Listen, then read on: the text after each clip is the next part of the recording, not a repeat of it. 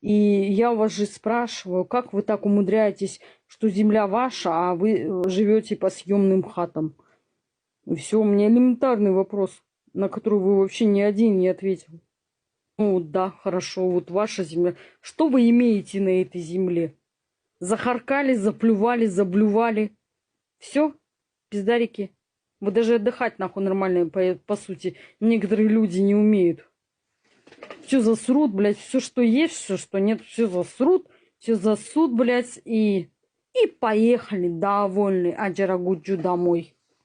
Ну, типа там за нас уберут.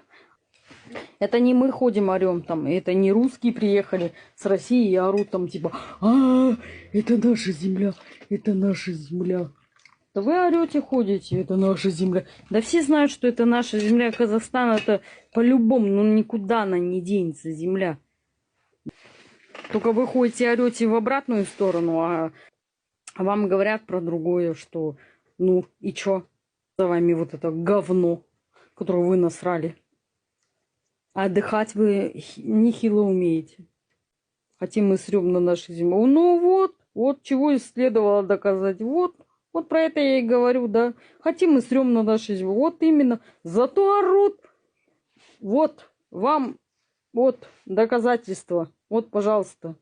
Тем более пишет девушка, да, такое. Хотим мы срём, говорит, на нашей земле. Ну, давайте уже, ебать, мину говна, блядь, спустим нахуй вообще на весь Казахстан. И будем вот так выплывать, блядь, с него понемножку. Вот, ну, вот.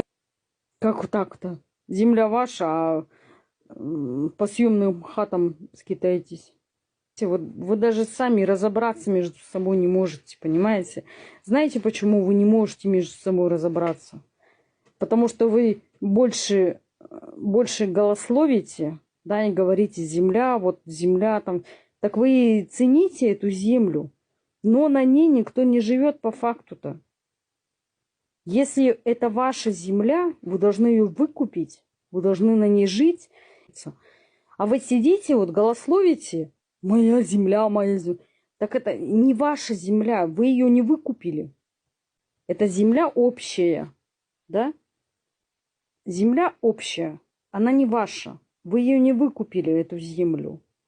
Даже если вы ее выкупите, вы все равно будете жить на съемных хатах. Мне вот интересно, почему вы живете на съемных хатах, но орете, что Казахстан ваша земля.